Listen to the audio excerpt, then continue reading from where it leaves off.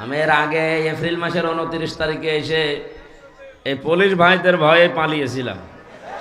এসে এই ভোটটা খেত দিয়ে কি অবস্থা ছিল বলেন তো ওই সময়। যেই লোকটা এই কাজের সাথে জড়িত ছিল সে কি তানভীর নাকি জানো, সে লোকটা এখন জেলখানায় আছে। তার নাকি এই বাম কান ছাত্ররা নষ্ট করে দিয়েছে। সুবহানাল্লাহ বলছি, কারণ এই লোকটার কারণে আমি ওই দিন এই হাজারো মানুষকে কোরআন শোনাতে পারিনি। আমার বাবার কথা শোনার জন্য এসেছিলাম, কোরআনের কথা শোনানোর জন্য আয়োজন ছিল, কিন্তু উনি কি কার ইশারায় কি করেছিলেন জানি না। যাদের ইশারায় করুক আমরা সব টের পেয়েছি। যাদের ইশারায় করেছিল সেই লোকও এখন লাল দালানি আছে। নাম রেখেছিল তো ভালো, আসাদুজ্জামান নূর। এর নামটা পুরা পাল্টিয়ে দেওয়া দরকার। না, শুধু ওসি সাহেবের দোষ ওই দিন ছিল না, আমি পরে খোঁজ নিয়েছি। ওনাকে দিয়ে এটা করাতে বাধ্য করেছিল যেই লোক, আমি তো নাম নিলামই তার। কোন মানুষ যখন পাপ করতে করতে একেবারে সর্বশেষ চূড়ায় পৌঁছিয়ে যায়, তাকে আল্লাহর হেদায়েত দেয় না। কথা বোঝেন? সারাটা জীবন জেনা ব্যভিচারে কাটিয়েছে। এই যে সিনেমা করা, নভেল নাটক করা, এ কি ভালো কাজ? সব সময় জেনার ভেতরে থাকা লাগে। পরনারীর দিকে আপনি সব সময় তাকিয়ে আছেন, তার হাত ধরছেন, আরো বাকিটা নাই নাই বললাম। এই সমস্ত কাজে সারা জীবন যে কাটিয়েছে, তারে আল্লাহ কোনোদিন ভালো বানায়? তারে তো হেদায়েত দেওয়ার আর কথা না। এই জন্যে আল্লাহ তারে আর হেদায়েত দেবে না বলে আমরা মনে করি, কারণ আল্লাহু লা ইয়াহদিল কওমাজ জালিমিন। আল্লাহ জালেমদেরকে এখন পথ দেখাচ্ছেন না, ভবিষ্যতেও তিনি দেখাবেন না। যেহেতু বড় বড় জালেম যারা সবই পালিয়েছে, মাঝারি জালেম আর ছোট জালেম যারা ছিল এরা এখন সব তওবা করে ফিরে আসতেছে। আজকেও দেখলাম এক জেলাতে প্রায় 250-র উপরে তাওবা করে কালেমা পড়ে মুসলমান হচ্ছে। মনে হচ্ছে যে ওরা এতদিন অন্য ধর্মে ছিল। আমার বংশের, আমি তো কুষ্টিয়ায় বাড়ি, আমার বংশের প্রায় 100 জনের 98 জন এই জালেমদের দোসর ছিল। আমি যে 3টা বছর জেলে ছিলাম, কোনোদিন তারা জিজ্ঞাসাও করে নাই আমার বাবার এই যে ছেলেটা জেলে আছে না কোথায় আছে। ওরা নাকি আরো টিপ্পনি কাটতো যে ঠিকই হয়েছে। অথচ 5 তারিখে আগস্টের বিকাল 5টা বাজার পরে দেখি সব কল দিচ্ছে, ভাতিজা কোথায়? কুষ্টিয়ায়। আমরা সব মুসলমান হব। মুসলমান হব মানে আমরা সব এখন জামাতে ইসলামী করি। আপনি এই 4.5 ঘন্টার ভেতরে পাল্টিয়ে গেছেন। যেভাবে অন্তত শুরু হয়ে গেছে সারা দেশে। গত পরশু দিনের জরিপ পেয়েছি, আল জাজিরার একটা জরিপ এসেছে বাংলাদেশ সম্পর্কে। এদেশে এখনো 100 জনের 14 জন মানুষ, এই যে 850 বছর আগে পালিয়েছিল লক্ষণ সেন, তার বোন পালিয়েছে 850 বছর পর। এই মহিলাকে এখনো পর্যন্ত 100 জনের 14 জন নাকি সাপোর্ট করছে এই দেশে। কারা আছে আমরা জানি। দালালি যা করেছেন বন্ধ করবেন আশা করছি। জনগণের সামনে পড়লে কিন্তু আর মাথা থাকবে না কল্লার উপরে। দ্বিতীয় রিপোর্ট এসেছে 100 জনের 28 জন। এই মানুষগুলো এখন খাওয়ার জন্য চেষ্টায় আছে, এটা বন্ধ করা দরকার। বৈষম্য বিরোধী ছাত্র আন্দোলনে যারা জীবন দিয়েছে ভাই বোনেরা, এরা আপনাকে খাওয়ার জন্য দেয়নি। 152 জন সমন্বয়ক ছিলেন কেন্দ্রে যারা সারা দেশে, তার 108 জন বাংলাদেশ ইসলামী ছাত্র শিবিরের পরীক্ষিত নেতা কর্মী। সুতরাং স্বাধীনতা যারা এনে দিলেও তারা যেভাবে চালাবে এদেশ সেইভাবে চলবে। 15.5 বছরে কিছুই করতে পারেননি। সুতরাং খাওয়া দাওয়ার চিন্তা ভাবনা যাদের আছে থেমে যাবেন। বারবার উনি উপর থেকে কিন্তু ভিডিও বার্তা পাঠাচ্ছে যে বন্ধ করেন, বন্ধ করেন, বন্ধ করেন। আর কথা বলবে সে? সুতরাং তার নাম নিয়ে, তার দলের নাম নিয়ে এখন যারা খাওয়ার ধান্দায় নেমেছেন, আপনি যদি না থামেন, আজকেও কুষ্টিয়াতে 2 গ্রুপের মারামারি হয়ে কয়েকজন হাসপাতালে বেডে কাতরাচ্ছে। এই করার জন্য দেশটা স্বাধীন করে দিয়ে গেল। কি শুরু করেছেন আপনি? আপনি অত্যাচারিত হয়েছিলেন, জুলুমের শিকার হয়েছেন, আমরা জানি। আপনার চাইতে কি আর অত্যাচারিত মানুষের দেশে নেই?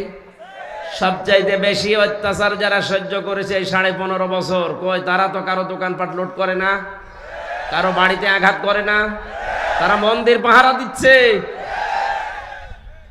সারা দেশে আন্দাজে উল্টা পাল্টা ছড়িয়ে সারা 15 বছরে এদের নামে যা ফতোয়াবাজি করেছেন পুরাটা আল্লাহ উল্টিয়ে দিস। এতদিন এদের নাম দিত মানুষ জঙ্গি, অথচ বাস্তবতা এখন দেখছি এরাই জনগণের সঙ্গী। এই জন্য 100 জনের 58 জন মানুষ এখন ইসলাম চাচ্ছে এই দেশের রাষ্ট্রে। রাষ্ট্রীয় ব্যবস্থায় যদি ইসলাম যায় সবার কপাল খুলে যাবে, কোন জায়গায় জুলুমের শিকার হওয়া লাগবে না ইনশাআল্লাহ। এ গ্যারান্টি কোরআন দিয়েছে 1500 বছর আগে, ফামান তাবিআ হুদায়া ফালা খাউফুন আলাইহিম ওয়ালা হুম ইয়াহজানুন। এটা যদি দায়িত্বে নিয়ে যেতে পারেন, এ কোরআনকে অনুসরণ করে যদি ব্যক্তি থেকে শুরু করে আন্তর্জাতিক জীবন পর্যন্ত আমরা চালাতে পারি, কোনো ভয় থাকবে না। যারা ভয় দেখাতে চাচ্ছে তারাই ভয় পাবে ইনশাআল্লাহ, কোনো চিন্তা থাকবে না। কিসের ভয়, কিসের চিন্তা? মানুষ যে বিষয়গুলোতে ভয় পায় এই ভয়গুলো আল্লাহ নিজের পক্ষ থেকে দূর করে দেবে। যেগুলো নিয়ে চিন্তা করে আল্লাহ নিজে ওই চিন্তাগুলো থেকে দূর করে তাকে নিরাপত্তা দেবে। ফালিয়াবুদু রব্ব হাযাল বাইত আল্লাযী আত'আমাহুম মিন জু' ওয়া আমানাহুম মিন খাউফ। আমরা আমাদের রবের ইবাদত যদি মন মতো আরম্ভ করে দেই, যে সমস্ত ভয় আছে, ক্ষুধার ভয়, চিন্তা আছে, রাস্তায় বের হলে না জানি আবার খুন হয়ে যায় কিনা। চাচা এরশাদ বলেছিল না, ঘরে থাকলে খুন, বাইরে গেলে গুম। সে অবস্থা থাকবে না ইনশাআল্লাহ। আমরা শুধু এখন দেখতে চাই 100 জনের 58 জন যেহেতু চাচ্ছে দেশে ইসলাম আসুক, তাও 1 মাস এই 17-18 দিনের ব্যবধানে, বাকি কিছুদিন যেতে দেন। এদেশের 100 জনের 100 জন মানুষ চাইবে দেশে ইসলাম ছাড়া অন্য কিছু চলবে না ইনশাআল্লাহ। বাস্তবতা যারা আছে এখন দায়িত্বে, তাদের একটু সময় দেন, যৌক্তিক এবং সম্মানজনক সময় তাদেরকে দেন, তারা যেন একটু গুছিয়ে নিতে পারে। আজকে ডক্টর ইউনূসের বক্তব্য দেখেছেন আপনারা, উনি বলছে আমি কথা বলি কম, কাজ করি বেশি, আমার একটু সময় দেন, আমি গুছিয়ে নেই। সংস্কার আরম্ভ করেছি, আমি শেষ করে ছাড়বো ইনশাআল্লাহ। আমরাও এর সাথে সুর মিলাই। 1628টা চেয়ার ছিল এই দেশে, তার ভেতরে আপনাদের এই ওসি তানভীরও ছিল। এই 1628টা চেয়ারে যারা ছিল তাদের প্রত্যেককেই যেন সংস্কার করা হয়, ওখান থেকে সব নামিয়ে দেন। নতুন যারা এই 15.5 বছরে বৈষম্যের শিকার ছিল তাদেরকে এই জায়গায় এনে রিপ্লেস করেন। এই কথা বলেন না কেন? এটা যতদিন না হবে, যেগুলো ছিল সবগুলো জালেমদের দোষ। শুধু নীলফামারী না, সারা দেশের অবস্থা একই। 100 জনের 65 জন প্রায় এই 1 মাস 17-18 দিনে পরিবর্তন হয়ে গেছে অলরেডি। সে যেভাবেই হোক, বাকি আর 35 জনের মতো আছে। এগুলো আমরা চাই খুব তাড়াতাড়ি উনি আমেরিকা থেকে ঘুরে আসলে যেন এগুলো পোড়াটা পাল্টিয়ে দেয়। তার জন্য যেই কয়দিন সময় লাগে, যেই কয় মাস সময় লাগে, আমরা দিতে রাজি আছি। আর সমন্বয়ক যারা 152 জন, তারা এটাই চাচ্ছে। এই কথা বলেন না কেন? আর আপনি আমি থালা হাতে নেওয়ার জন্য তাড়াতাড়ি করছেন, মানে কি করবেন থালা নিয়ে? সংস্কার না করে আবার যদি নির্বাচন দেওয়া হয়, ও দিনের ভোট আবার রাতে হবে। এক লোক বিয়ে করে বাসর রাতে রেখে গেছে বউ, দাদি শাশুড়ি এসে বলছে, ওই নাতির বউ, আমি কিন্তু তোমার কাছে পুতি চাই। যে ঠিক আছে দাদি শাশুড়ি, আমি আপনার সময় চাই, একটু সময় দেন আমারে। উনি বের হওয়ার পরে শাশুড়ি এসে বলছে, কি গো বৌমা, কি করবা জানি না, আমার কিন্তু নাতি চাই। বউ বলছে, শাশুড়ি দোয়া করেন, আর একটু সময় দেন আমারে। ননদার দেবর এসে বলছে, ভাবি কি করবা জানি না, আমাদের ভাতিজা চাই। কি চাই? স্বামী এসে বলছে, ওই কি করো, আমার বেবি চাই। বউ মাথা তুলে বলছে, তোমরা কি সব পাগলের বংশ? আমি কেবল এসে বসলাম, এখনো কিছু হয়নি। এরপরে 10 মাস 10 দিন সময় তো দিবা। কেউ এসে বলো আমার ভাতিজা চাই, কেউ নাতি চাই, কেউ পতি চাই, এখন তুমি বলছো আমার বেবি চাই। আমার তো সময়ই দেয়নি না, কেবল এসে বসলাম, এখনো কিছু হয়নি। আমি কি ওইগুলো সব ডাউনলোড করে নিয়ে আসবো? সময় দেবেন না? কেবল 15.5 বছরের জঞ্জাল দূর করায় 15.5 দিনে সম্ভব? সময় দেওয়া লাগবে না? তাই বলে আমরা বেশি সময় দিতে চাই না, যৌক্তিক একটা সময় দিতে চাই, সম্মানজনক সময় তারা যেন এই লেবেল করে আমাদের হাতে দিয়ে ওনারা যেন বিদায় নেয়, নাকি? ইনশাল্লাহ তাই হচ্ছে এবং হবে বলে আমরা আশা করছি। যে মানুষগুলোর এখন এই 1 মাস 12-13 দিন 17 দিন পরে যাদের চুলকানি উঠছে, এই কিছু রাম আর বামরা, এরা ডাক দিয়ে বলছে না এগুলোর পেছনে সব শিবিরের কাজ। হ্যাঁ, শিবিরেরই কাজ এইটা। কারণ যুদ্ধ ক্ষেত্রে কৌশল অবলম্বন করা এটা নবীর সুন্নাত। এই কথা বলেন না কেন? বিশ্ব নবী যেদিন মক্কা বিজয় করবেন ওই দিন তিনি কাবা শরীফ থেকে অদূরে একটা জায়গায় তাঁবু টাঙিয়েছিলেন। 10,000 সাহাবী তার সাথে, সবার হাতে তরবারি ছিল। নবীজি বললেন না, এখানে কৌশল করা লাগবে, তোমরা এই রাতের বেলা এখানে তাঁবু টাঙাও, এই জায়গাতে তোমরা 3টা কাজ বেশি করবা, আর পরবর্তীতে তোমরা 3টা কাজ করবাই না। 1 নম্বরে কাজ করবা যেটা বেশি, পায়খানা বা টয়লেট এটা বানাবা একেবারেই কম, কয়েকটা। যেটা রান্না করে চুলা বলে, রান্নাঘর বলে, এইটা বানাবা মন মতো। 10,000 মানুষ এক একজন 5টা করে 10টা করে বানাও। আর আমার শত্রু আবু সুফিয়ান এর বাড়িতে যদি কেউ আশ্রয় নেয় দেখো, তাহলে তাকে কিচ্ছু বলবো না।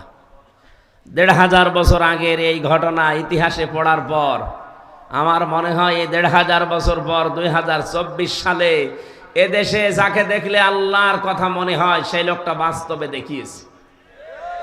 এই কথা বলছেন, আপনি তাকান, মিলে যাবে একেবারে খাপের খাপ। উনি অবলম্বন করেছিলেন কৌশল।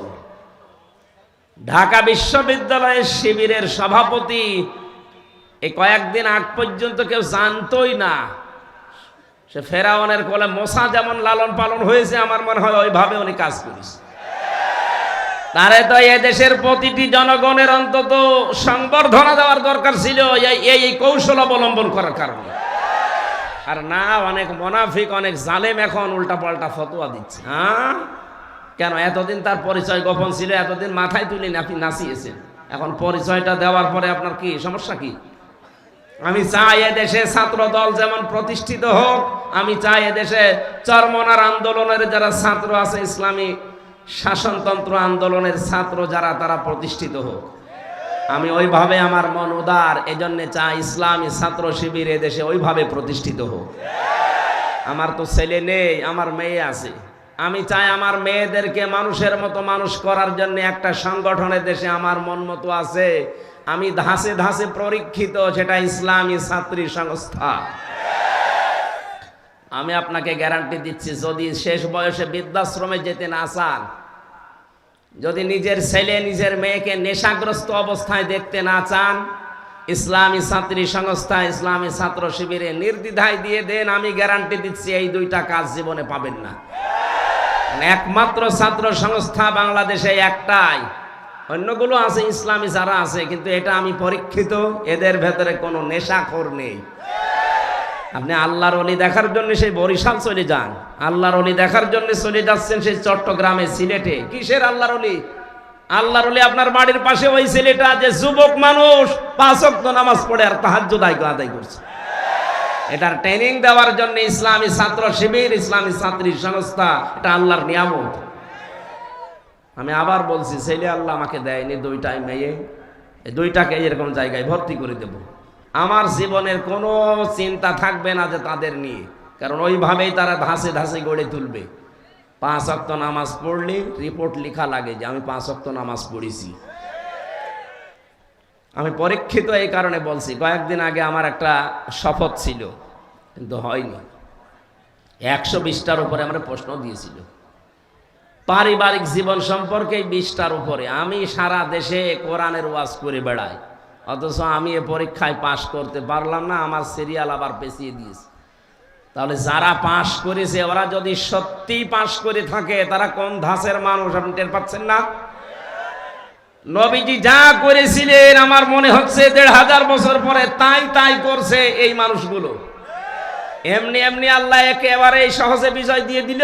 এর ভেতরে কত ঘাম, কত রক্ত, কত কৌশল, কত বুদ্ধি আপনি টের পাচ্ছেন? 15.5 বছর বহু চেষ্টা হয়েছে, কিচ্ছু হয়নি।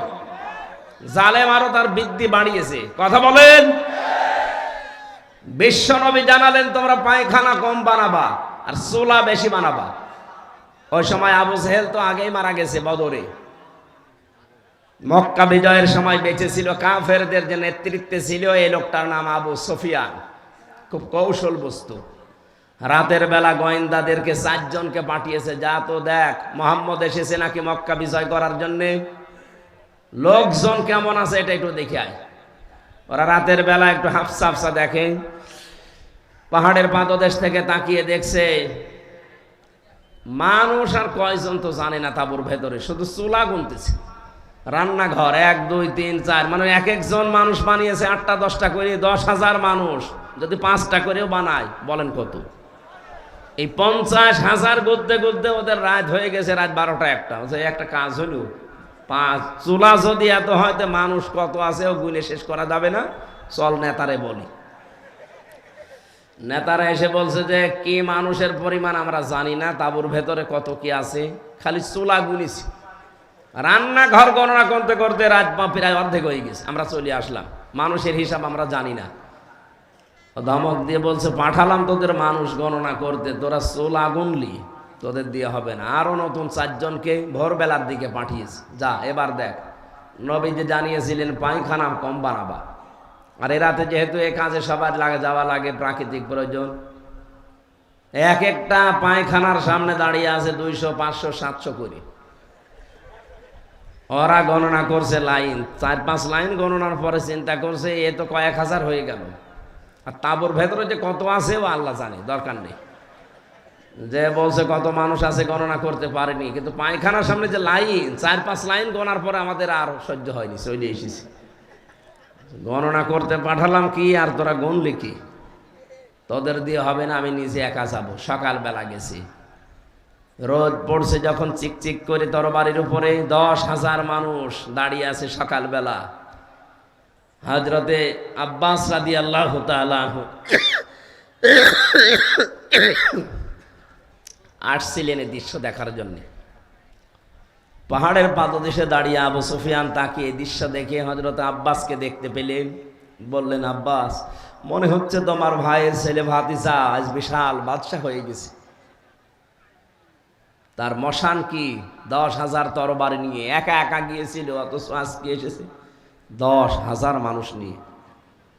হযরতে আব্বাস ওই দিন বলেছিলেন, আবু সুফিয়ান তোমার চোখ তোমাকে ধোঁকা দিচ্ছে, ভালো করে চোখ মলন করে আবার একটু তাকিয়ে দেখো, এর নাম বাদশাহী না, এর নাম নবুয়ত। নবুয়তের শান আছে, এই জন্য তুমি এখনো দাঁড়িয়ে আছো। নবুয়ত যদি না হতো তাহলে তোমার মতো কাফের এই জায়গায় কল্লা নিয়ে বডির উপরে দাঁড়িয়ে থাকতে পারতে না। আগস্টের 5-এর পরে যারা ইসলাম বোঝেন না তারা কিন্তু উল্টাপাল্টা শুরু করেছিলেন, কিন্তু সত্যিই যারা ইসলাম বোঝে 152 জনের ভেতরে 108 জন যারা, তাকান তো, তারাও ঠিক এইটাই কায়েম করেছে। তারা দেখিয়েছে কিন্তু একটাকেও আঘাত করে নাই। শেষ পর্যন্ত লোকটা মুসলমান হয়ে গিয়েছিল। চিন্তা করেছেন কোথায়? শত্রুদের ঘরে আশ্রয় নিলে বলেছিলেন মাফ করে দিবা। এত বড় কঠোর এবং প্রকাশ্য শত্রু ছিল আবু সুফিয়ান। আমার তো মনে হচ্ছিল 5 তারিখের পর থেকে অন্য কিছু মনে হয় আমাদের দ্বারা হবে, কারণ আমার নিজেরও রাগ ছিল। 3টা বছর বিনা কারণে রাজা কষ্ট দিয়েছে আমারে। জেলখানা এমনি দিয়ে দিতেন, 3 বছর না 10 বছর রেখে দিতেন। তা আমার যে মামলা, এ মামলায় তো মানে বাড়িতেও রাখা যায় না, জান্নাতে রাখা দরকার। আর আমারে ওরা ফাঁসির কন্ডেম সেলের ভেতরে 24 ঘন্টা তালা লাগিয়ে আবার সিসি ক্যামেরা দিয়ে রাখত, যেন আমার সাথে কেউ যেন কথা না বলে। মাওলানা মামুনুল হক আর আমারে এত কষ্ট দিয়েছে, রিমান্ডে তো দিয়েছে মাটির নিচে নিয়ে, জেলখানার ভেতরে। আর অধিকাংশ পড়তো আমাদের মালায়ন হিন্দু, দেবদাস, সুব্রত বালা, দেবদুলাল, আশিক কুমার, এ নামগুলো মুখস্থ হয়ে গেছে। 3 বছর এরাই ছিল আমার সামনে। মুসলমান দিত না, মনে করতো মুসলমান দিলে যদি ওর উপর একটু দয়া দেখায়। খাবার দাবারের যে অবস্থা, মনে হতো কে যেন খাবারটা মাখিয়ে এরপরে দিয়েছে। অথচ উনি নিজেও আমার সাথে 4 দিন ছিলেন, ডাক্তার শফিকুর রহমান। এই লোকটা ঘোষণায় দিয়ে দিলেন যে আমরা আমার নিজের পক্ষ থেকে যা অত্যাচারিত হয়েছি, আমার দলের পক্ষ থেকে সব আল্লাহর জন্য মাফ করে দিলাম। মনে হচ্ছে ১৫০০ বছর আগে নবীজি নিজে মক্কায় দাঁড়িয়ে যেটা বলেছিলেন, লা তাসরিবা আলাইকুমুল ইয়াউম ইয়াগফিরুল্লাহু লাকুম, ঠিক সেই কথাটাই উনি বললেন, কোনো অভিযোগ নেই কারো উপরে, সব মাফ করে দিলাম। এই দৃশ্য দেখেই তো ১৫ থেকে ৫৮ ভাগ এই কয়েকদিনের ভেতরে মানুষ সব ইসলামের দিকে আসতেছে, শুধু একটা দৃশ্যের কারণে। মানুষ লুটপাট নিয়ে ব্যস্ত, মারামারি নিয়ে ব্যস্ত, আর উনি এই বুড়ো বয়সে ৬০, ৬২, ৬৫ বছর বয়স ওনার, অথচ এই বয়সে সেই ফেনীতে গিয়ে হাঁটু পানির ভেতরে, গলা পানির ভেতরে মানুষের খোঁজ নিচ্ছে। কই দেশে আর মানুষ নেই? আমরা আগস্টের ৫ তারিখের আগের জরিপ দেখেছিলাম। আন্তর্জাতিক বিশ্ব নিয়ে আমি যতটুকু লেখাপড়া করেছি, যতটুকু জানি, ২৫৭টা রাষ্ট্র পৃথিবীতে এখন, জাতিসংঘের আন্ডারে ১৯৫টা। বিশ্বে বহু দেশে আল্লাহ আমার এই ছোট জীবনে আমাকে নিয়েছে।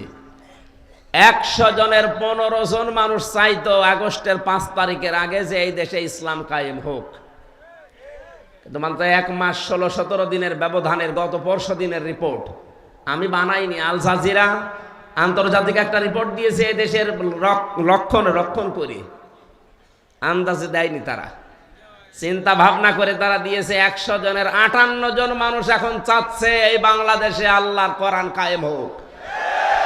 আর এটা কায়েম করার জন্য যিনি পালিয়েছে তার দ্বারা সম্ভব। এক কথা বলেন না কেন? সম্ভব যাদের জন্য, যাদের দ্বারা আপনি টের পাচ্ছেন না, যাদের দেখলে আল্লাহর কথা মনে হয়।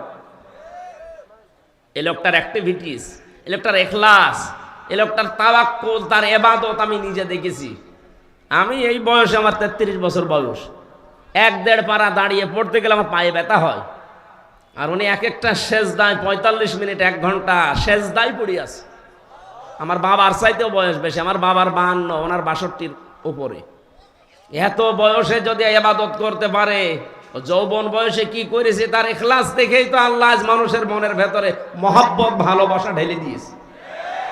প্রকাশ্য শত্রু, তারপরও সামনে গেলে নরম হয়ে যায়। কুষ্টিয়ায় গিয়েছিল কিছুদিন আগে, এক নজর দেখার জন্য হিন্দু পর্যন্ত পাগল যে একটু দেখতে দেন। এই ভালোবাসাটা পয়দা করেছে টাকা পয়সা দিয়ে। এই কথা বলেন। আল্লাহ বলেন, কোন মানুষ যখন ঈমান আর আমলে উত্তীর্ণ হয়, তখন আমি আল্লাহ ওই লোকটার প্রতি সৃষ্টি জগতের ভেতর একটা ভালোবাসা পয়দা করে দিই। এটা বাস্তব, আমরা এখন দেখলাম। সুতরাং চুলকানি যাদের উঠতেছে, শিবিরের নাম শুনেছে, সমন্বয়ক ১৫২-র ভেতরে ১০৮ জনই শিবির। আরে শয়তান, তোর ছেলে মেয়ে কোথায় ছিল? বল, তোর ছেলে মেয়ে কোথায় ছিল এতদিন? যারা জীবন দিয়েছে, এই সাইদ আবু সাইদ রংপুরের শিবিরের সাথী ছিল। এক কথা বলে না কেন? পুলিশের গাড়ি থেকে যাকে আহত অবস্থায় উপর থেকে টান দিয়ে ফেলে দিয়েছিল, আমিন শিবিরের সদস্য ছিল। আপনি টের পাচ্ছেন কথা থেকে কি হয়েছে? খালি আন্দাজে লাফাচ্ছেন। এখন আপনি কি করেছেন 15.5 বছর? কিচ্ছু অবদান আপনার নেই। ধরনার আলেম এখন তাকে মন থেকে ঘৃণা করে। আমরা কাউকে ভালোবাসলে আল্লাহর জন্য বাসি, কাউকে ঘৃণা করলে আল্লাহর জন্য করি। নাস্তিকদের কাজ যেটা, সেটা যে বলছে জীবনের সবচাইতে বড় সাওয়াবের কাজ করলাম আজকে। কত বড় শয়তান! ওর নামে অনেক পীর এখন সাফাই গাছে যে আমাদের তালুই হয়। কিসের তালুই আপনার? কোরআনে কারীম জানিয়েছে, যারা আল্লাহ রাসূল এবং জিহাদের বিরুদ্ধে অবস্থান নেয়, তারা যদি নিজের বাবা মা হয়, স্ত্রী হয়, সন্তান হয়, তাও তাদের বাদ দেওয়া লাগবে। সূরা তাওবার আয়াত, সূরা তাওবার 23 নম্বর আয়াতের তাফসীর পড়ে দেখেন, এখানে ৮-৯ জনের ব্যাখ্যা আছে। যে পীর নামে আপনি এত বড় পীর, বুজুর্গ মানুষ, এই কথা বললেন কি করে যে আমার তালুই হয়? কিসের তালুই? বাবার সাথে সম্পর্ক রাখা জায়েজ নেই যারা জিহাদের বিরুদ্ধে অবস্থান নেয়। আর এই লোকটা জিহাদের বিরুদ্ধে অবস্থান নিয়ে ১০০ তথাকথিত মুফতির সাক্ষ্য নিয়ে জানিয়েছে হাসিনাকে দিস যে এই দেখেন, আমরা আলেমরা বলছি যা জিহাদ চলছে এদেশে এটা জায়েজ নেই। এমনকি আবু সাইদ সহ যারা শহীদ হয়েছে 1000-এর উপরে, অনেক আলেম নামে জালেম এখনো পর্যন্ত তাদের শহীদ বলতে রাজি না। যারা এই স্বাধীনতাকে স্বীকার করছেন না, তারা এই স্বাধীন দেশে থাকার যোগ্য না। বলেন, আপনি বেরিয়ে যেতে পারেন। ৭১ সালে যাদের ভূমিকা উল্টা ছিল, তাদেরকে যদি দেশ থেকে বের করার জন্য ঘোষণা আসতে পারে, ২৪ সালের এই স্বাধীনতায় যারা এখনো পর্যন্ত মেনে নিতে পারছেন না, ১০০ জনের ১৪ জন এখনো আছে। আমরা চাই আপনারা চলে যান। যান, যেখানে যাবেন যান, যেখানে চলে গেছে আপনারাও যান, দরকার নেই আপনাদের। আমাদের দেশ আমরা সাজিয়ে নিতে পারবো ইনশাআল্লাহ। শুধু বাইরের টাকাগুলো আনতে দিন। ডক্টর মোহাম্মদ ইউনূস ঘোষণা দিয়েছে যে টাকাগুলো ছিল 3 ভাগ, 4 ভাগের 3 ভাগ প্রায় আসার প্রক্রিয়া আরম্ভ হয়ে গেছে, বাকি 1 ভাগও আসবে। যারা এগুলো করেছিলেন 1 টাকাও যেন ছাড় দেওয়া না হয়, সব টাকা আমরা ফেরত আনতে চাই।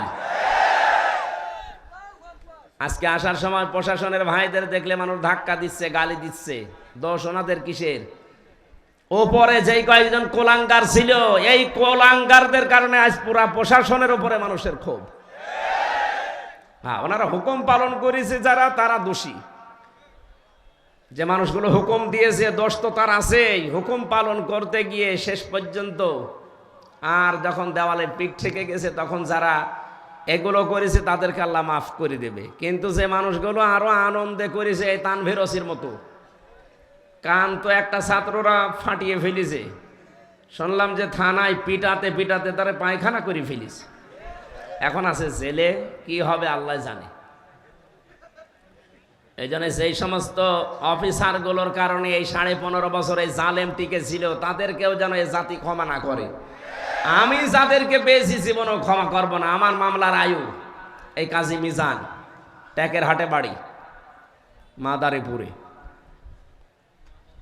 আমার কাউন্টার টেরোরিজমের সাথে যারা জড়িত ছিল, মনিরুল ইসলাম, আসাদুজ্জামান, ডিসি আব্দুল মান্নান, শেখ ইমরান, জাহিদ হাসান, আতিকুল ইসলাম, ভইয়া, 1 টাকাও যেন আল্লাহ ছাড় না দেয়, এমনকি আমার পক্ষ থেকে কোনো মাফ নেই এদের। ওরা যেমন জানা শোনার পরও বিনা কারণে আমার 3 বছর আটক করে রেখেছে, আমরাও চাই এগুলো 3 বছর করে জেলে থাক। তাও এ জেলে না, মাটির নিচে। আয়না ঘর এখন আর আছে? হ্যাঁ আছে, ওটা জাদুঘর হিসাবে রাখা হবে। সমন্বয়কদের ভেতরে অন্যতম এখন উপদেষ্টা যিনি আসিফ মাহমুদ ভইয়া ঘোষণা দিয়েছে আয়না ঘর ভাঙা হবে না, ওইভাবে থাকবে। সারা বিশ্ব থেকে মানুষ যারা পর্যটক আসবে তারা যেন জানে যে এই দেশে একজন জালেম আছিল। ও যে জালেম, কারো বলতে কোনো দ্বিধা আছে? জালেমকে কেউ যদি জালেম না বলে সেও জালেম। এমনকি জেনে শুনে কেউ যদি জালেমের পক্ষ নেয়, নবীজি বলেন সে আমার উম্মত থেকে খারিজ হয়ে যায়। এবার আপনি কি করবেন, আপনার সিদ্ধান্ত। প্রকাশ্য যে লোকটা জুলুম করেছে, নিজের উপরে জুলুম করেছে, পরিবারের উপরে, সমাজের উপরে, জনগণের উপরে, জালেমদের কোনো ক্ষমা আমরা করলেও হবে না, কারণ আল্লাহ নিজে মামলা দেবে জালেমের বিরুদ্ধে।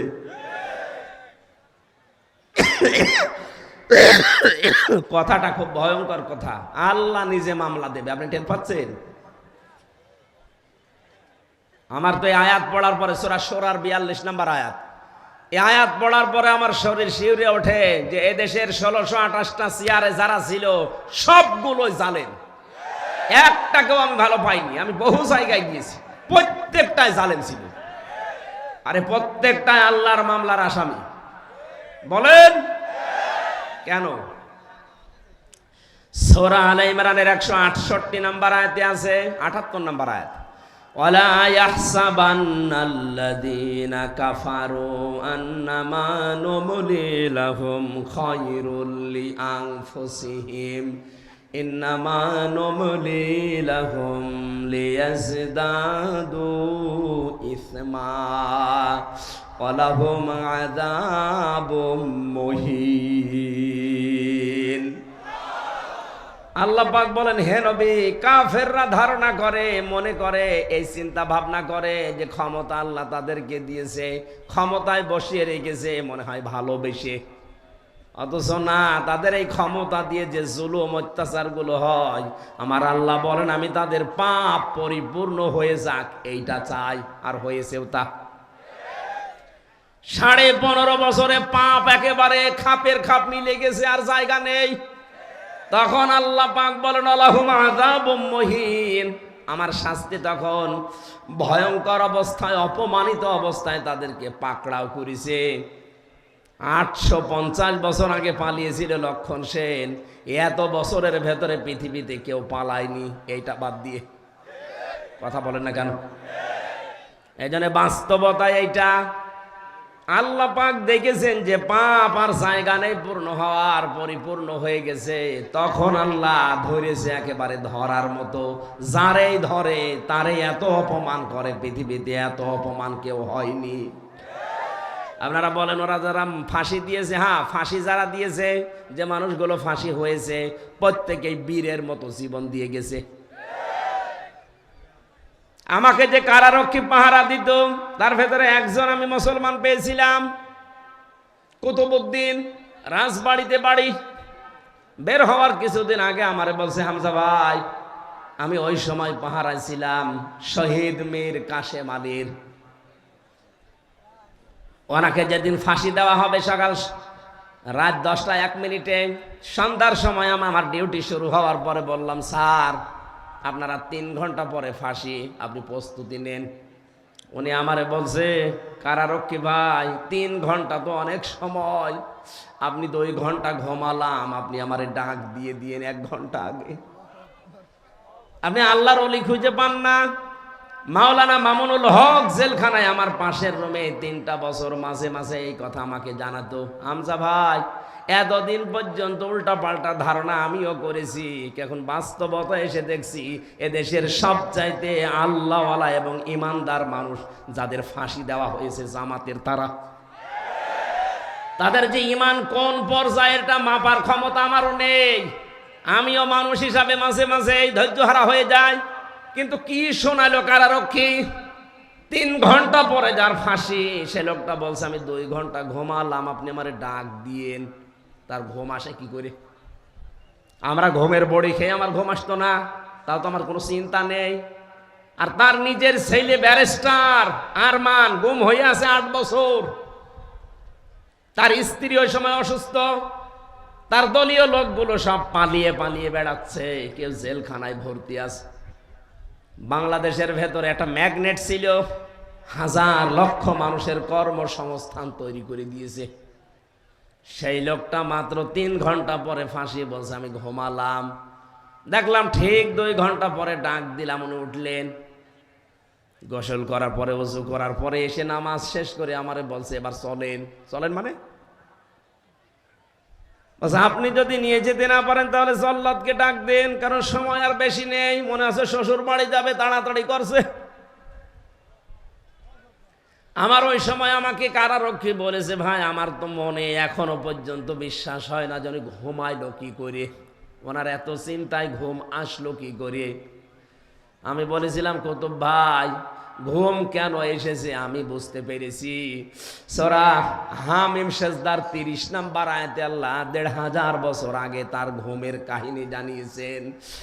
ইন্নাল্লাযীনা ক্বালু রাব্বুনাল্লাহু সুম্মা ইসতাকামু তাতানাজ্জালু আলাইহিমুল মালাইকা। আল্লাহ পাক বলেন অবশ্যই যারা এই কথা বলতে পারে আমাদের রব আল্লাহ, আর এর উপরে যারা টিকে থাকতে পারে। এ বাংলাদেশের 100 জনের 96 জন যেহেতু আমরা মুসলমান, আমরা এক বাক্যে চামড়ার মুখ দিয়ে বলে ফেলতে পারি আমাদের রব আল্লাহ, কিন্তু টিকে থাকার মতো মানুষ মাত্র 100 জনের 15 জন ছিল। এক কথা বলছেন, 96 জন মানুষ আমরা বলি যে হ্যাঁ আমাদের রব আল্লাহ, কিন্তু ঝড় আসলে টিকে থাকার মতো মানুষ মাত্র 100 জনের 15 জন। বাকিগুলো সব ওই আমার তালই হয় এই লাইনে আছি, ঝড় দেখলেই বাতি আগেই নিভে যায়। কোথায় সেই সৈয়দপুরে ঝড় উঠেছে, এই জল ঢাকায় বাতি নিভে গেছে। কিন্তু যারা টিকে থাকতে পারে, সৈয়দপুরে না, এখান থেকে ½ কিলোমিটার দূরেও যদি বিশাল ঘূর্ণিঝড় শুরু হয় বাতি জ্বলতেই থাকে। তাদের ভেতরে একজন শহীদ মীর কাশেম আলী। এই লোকটাকে যখন আল্লাহ একজন আছে তিনি আমাদের রব এবং টিকে থাকার মতো ঈমান আল্লাহ দেখলেন যে হ্যাঁ টিকে আছে, আল্লাহ পাক বলেন তখন তার বিপদে আমি আল্লাহ ফেরেশতা পাঠাই। এ কথা কার? আরো জোরে বলেন। এটা যে প্রমাণ হয়েছে এই দেশে সেই কথাটাই শোনালাম।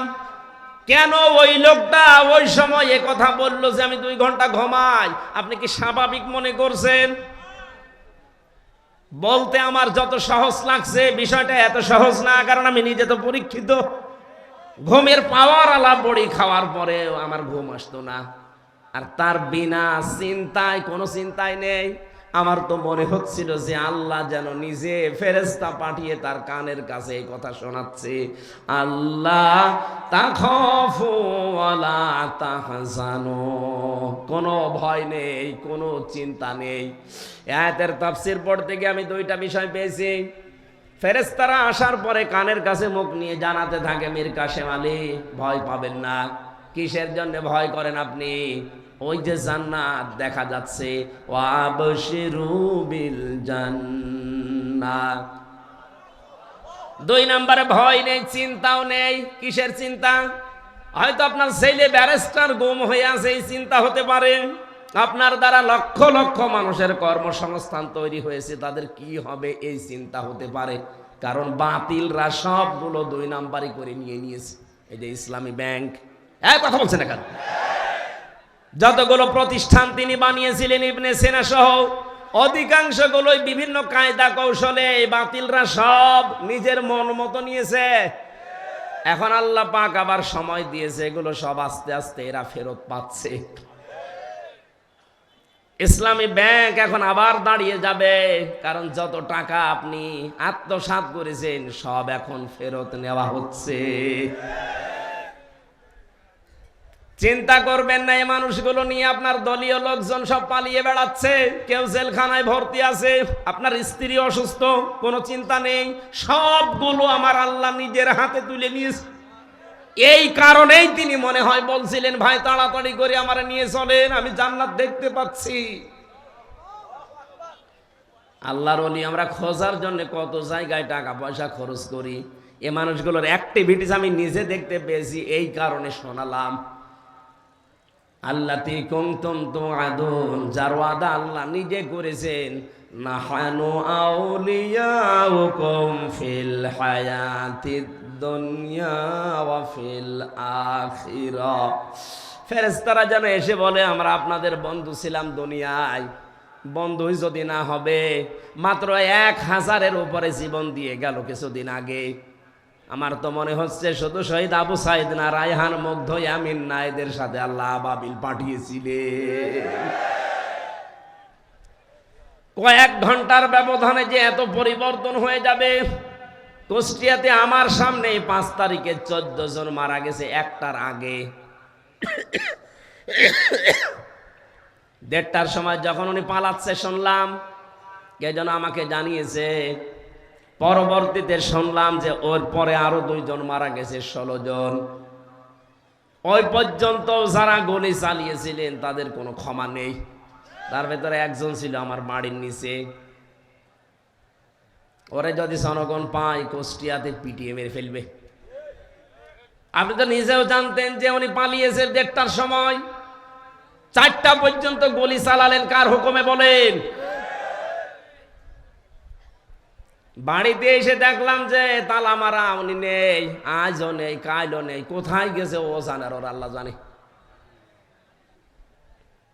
আমি যে কথা বলার জন্য ছোট্ট কাহিনীটা বললাম, সত্যি কোনো মানুষ যদি আল্লাহকে রব বলার পরে টিকে থাকতে পারে, মহান আল্লাহ তাকে যে সাহায্য করে জমিনে, এটা আমরা নিজে দেখেছি।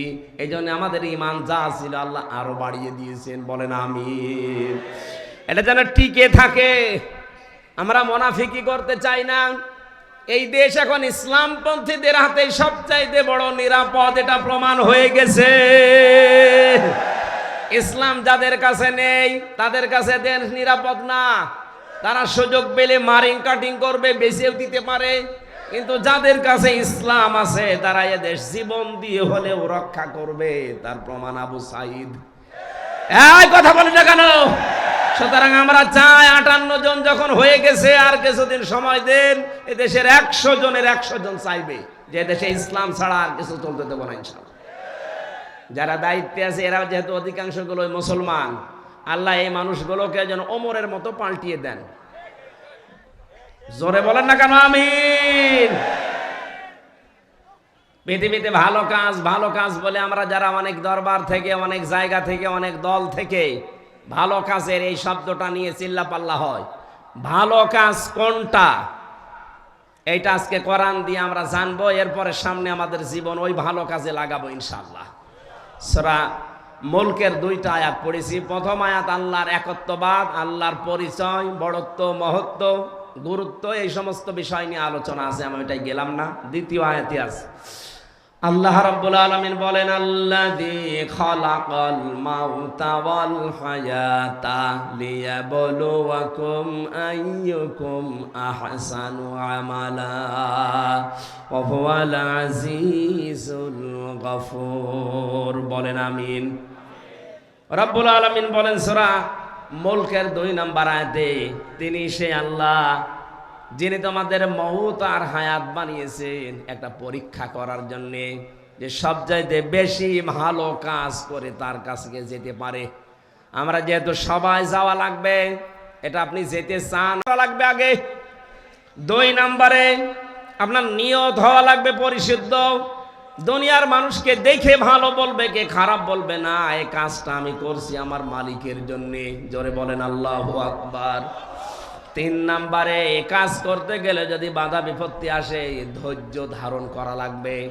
4 নম্বরে এই কাজের ভেতরে ইখলাস লাগবে। বলেন কি লাগবে?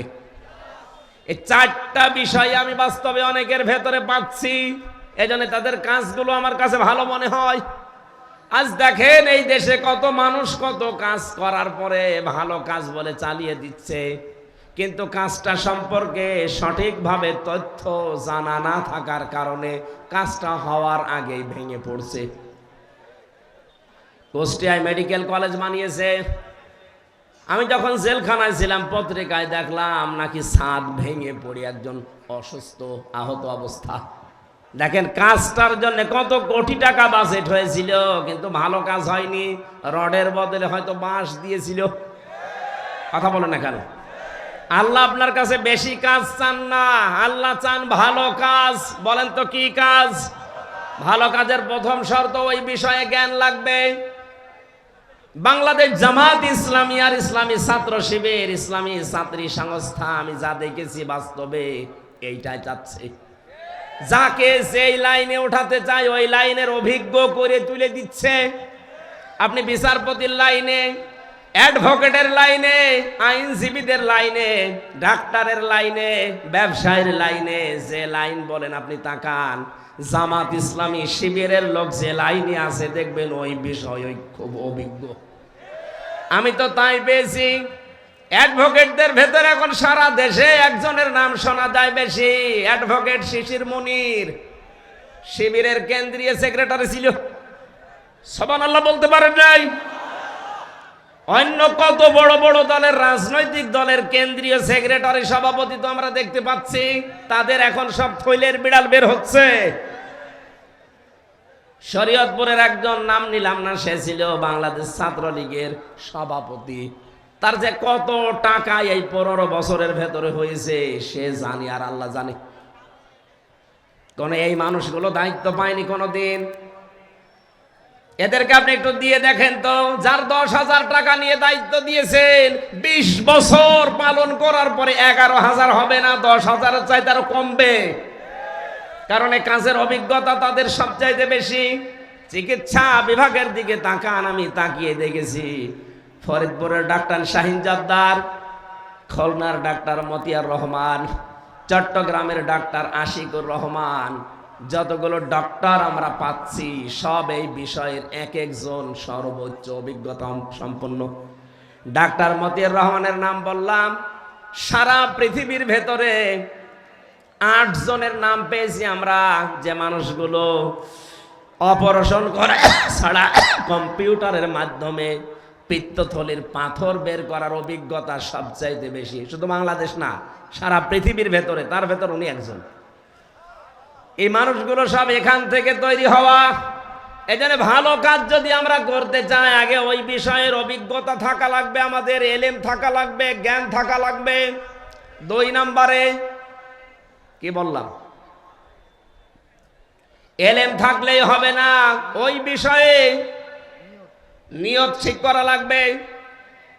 বাস্তবে আমি যতটুকু ওয়াজ করছি আমি দেখতে পাচ্ছি এদের নিয়ত 100-তে 100% সহি। 3 নম্বরে ধৈর্য ধারণ করা, এটাও আমি পেয়েছি। টিকে থাকতে গিয়ে 15.5 বছরে কত ধৈর্যের পরীক্ষা যে দেওয়া লেগেছে ওই জায়গাগুলোতে, আপনি হয়তো বাস্তবে টের পাননি, আমি নিজে টের পেয়েছি। বৈষম্য বিরোধী ছাত্র আন্দোলন এমনি শুরু হয়নি। 15.5 বছরে ফার্স্ট ক্লাস ফার্স্ট হওয়ার পরেও 80 রোল নাম্বার সে জায়গায় চলে যায় টাকা দিয়ে, আর 1 রোল নাম্বার সে চলে যায় একেবারে পেছনের লাইনে। এই কারণে আন্দোলন আরম্ভ হয়েছিল। সুতরাং ধৈর্যের পরীক্ষায় তারা উত্তীর্ণ হয়ে গেছে। 4 নম্বরে যেটা ইখলাস, এটা আমার ছাড়া তো আপনি বেশি বুঝবেন না, আমি তো নিজে পরীক্ষা করে দেখছি ইখলাস কার ভেতরে বেশি। এমন একটা দলের নাম বলছি যে দলে লক্ষ লক্ষ মানুষ এই দেশে এখন, কিন্তু একটা বেনামাজি নেই। সুবহানাল্লাহ বলতে পারেন না? একটা দুর্নীতি করেছে এমন প্রমাণ নেই, অথচ তারাও রাষ্ট্রের বড় বড় দায়িত্ব পালন করেছে। চরিত্রহীন নেই, জেনাখোর নেই, এমনকি বিড়ি খায় এমন মানুষ এই দলে নেই। এর চাইতে আস্থার জায়গা যদি কোনো জায়গায় পান, আপনি আমারে নিয়ে চলেন, আমি সেখানে যাব।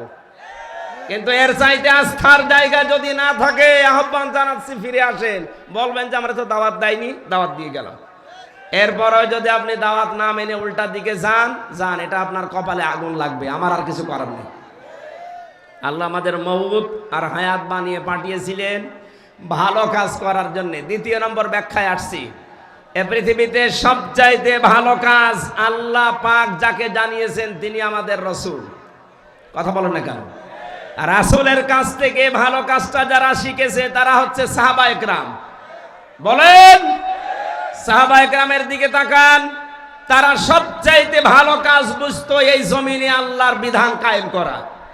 এই জন্য মাঝ মুফবিজের মতো মাত্র 12 বছর 13 বছরের বালক ভালো কাজ এটা জানার পরে নিজের গুড়মুড়িকে উঁচু করে জিহাদের ময়দানে যাবার জন্য চেষ্টা চালিয়েছে। যেহেতু এইটা এখন ভালো কাজ পৃথিবীতে, আমরা চাই আল্লাহর এই জমিনে 56,000 বর্গ মাইলে আল্লাহর বিধান কি করে কায়েম করা যায় সেই চেষ্টা করা, এটা ভালো কাজ। এটা কি কাজ? এর জন্য যদি সময় দেওয়া লাগে, এর জন্য যদি টাকা পয়সা খরচ করা লাগে, এই ভালো কাজ করতে রাজি আছেন না নেই? আজ 53 বছর বাবা চালিয়েছে, স্বামী চালিয়েছে, চাচা চালিয়েছে, বোন চালিয়েছে, ম্যাডাম চালিয়েছে, শুধু এখন দেখতে বাকি আছে আল্লাহর এই কোরআন দিয়ে দেশ চললে কেমন দেখা যায়। আমার বড় আশা এটা দিয়ে বাংলাদেশ চলছে, এটা যেন আমি দেখে মরতে পারি। কারা কারা এটা জান দেখি? লিল্লাহে তাকবীর।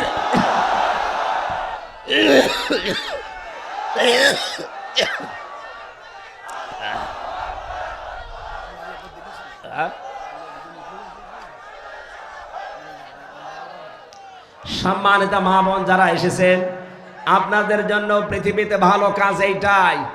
আল্লাহর জমিনে আল্লাহর দিন কায়েমের জন্য আপনার সন্তান, আপনার স্বামী, আপনার ছেলে, আপনার জামাই, তাদেরকে আপনি রেডি করে দেবেন। আল্লাহ কবুল করুন, আল্লাহুম্মা আমিন। লা ইলাহা ইল্লা আনতা সুবহানাকা ইন্নী কুনতু মিনাজ জালিমিন। রব্বানা আতিনা ফিদ দুনিয়া হাসানা ওয়া ফিল আখিরাতি হাসানা ওয়া কিনা আযাবান্নার। বহু কষ্ট স্বীকার করে এই প্রতিকূল পরিবেশের ভেতরে যারা বসে আছে এদেরকে